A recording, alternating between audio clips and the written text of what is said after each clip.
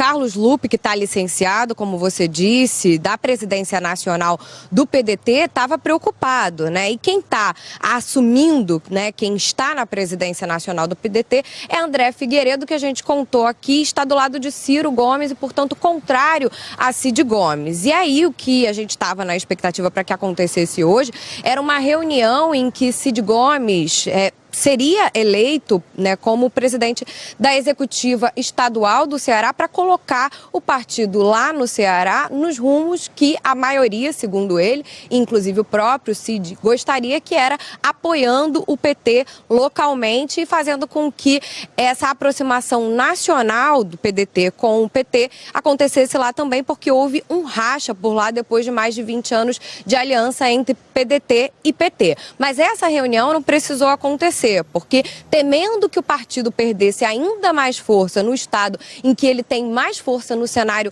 atual, Lupe interveio e fez justamente essa nomeação de Cid Gomes para a presidência interina, para que Cid possa conversar com os parlamentares e também com os prefeitos lá das cidades do interior, na tentativa de alinhar tudo para as eleições de 2024 e para diminuir também essa briga dentro do partido. Agora, a rivalidade entre os irmãos, a gente sabe, eles vêm respondendo, os dois, Cid e Ciro Gomes, que problema familiar se resolve em casa, mas ela ainda está posta, né? E os dois falam sobre feridas abertas e não manifestam aí nada em relação a isso. Eu, obviamente, preferiria que ambos tivessem se resolvido de alguma forma, mas o ego é grande. Bem, Ciro Gomes não comentou sobre esse fato, mas falou nas redes sociais sobre a reforma tributária aprovada. Abre aspas. Tecnicamente, a reforma tributária, aprovada ontem, representa um avanço. Restam muitas questões, entretanto, para que o sistema tributário brasileiro seja minimamente justo e eficiente. Fecha aspas. Enquanto isso, Malafaia se diz contra a reforma tributária aprovada, mas ele será um dos grandes beneficiados, uma vez que o Centrão colocou um jabuti, que amplia a isenção de impostos para entidades religiosas, e beneficia empresas ligadas a igrejas. Ou seja, realmente, essa reforma tributária deveria ter sido melhor discutida, como sugeriu Malafaia. Será que ele aceitaria essa mudança de ter mais impostos para igrejas que na verdade são grandes negócios? Relator, a minha pergunta é a seguinte. Hoje, quando se trata de impostos relacionados a igrejas, o inciso B a letra B fala de templos de qualquer culto. Houve uma alteração nessa aglutinativa, onde fala de entidades religiosas, templos de qualquer culto, incluindo suas organizações assistenciais e beneficentes.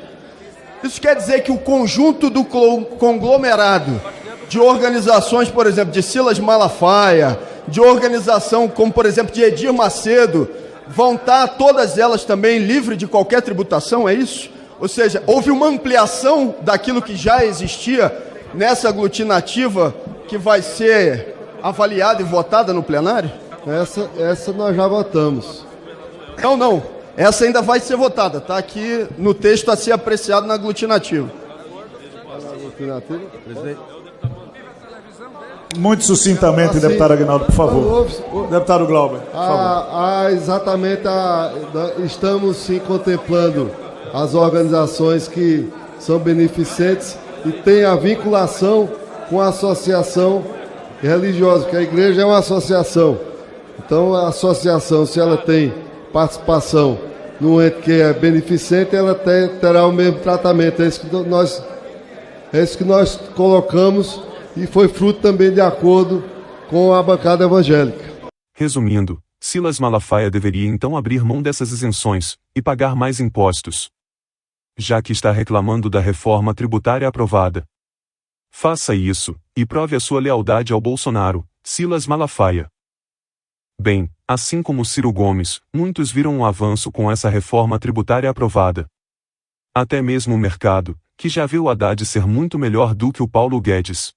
Porque eu acho que o Haddad, nesses 6 primeiros meses, de fato, ele coleciona vitórias em diferentes projetos, em diferentes pautas, chegando ao governo com aquela desconfiança do mercado, de empresários, o nome do PT no Ministério da Fazenda. E ele foi indo ali pelas beiradas, foi devagarzinho, fazendo interlocução política e conseguiu, de fato, aprovar nos 6 meses o que ele estava prometendo e cumpriu.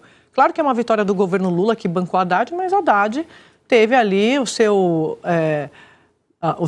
mérito de colocar a pauta e conseguir destravar essa pauta junto com um Congresso que é conservador, tem a pauta ligada à agenda econômica, mas ele que sentou com Lira para resolver essa discussão toda da tributária e também do arcabouço fiscal. Bem, depois da reforma tributária, é bom informar que o governo obteve outra vitória hoje, com a aprovação do projeto que favorece o governo em votações no CARF. Outro grande desafio do governo será a aprovação do arcabouço fiscal, que é fundamental para o equilíbrio das contas públicas, mas isso acontecerá mês que vem. Então, até esse momento, o que a gente tem aí é justamente a aprovação desse projeto de lei do CARF, um projeto de lei importante aí para o governo, que traz esse voto de qualidade de volta, favorecendo o governo, em vez de favorecer o contribuinte. O relator fez diversas mudanças nesse texto e manteve aí o recurso ao CARF para valores acima de 60 salários mínimos. O governo queria levar isso aí para 1.000 salários mínimos. Agora, essa votação do projeto de lei do CARF, assim como esses destaques, eles têm sido analisados de maneira simbólica. E aí, como é que foi a orientação aí dos partidos, né?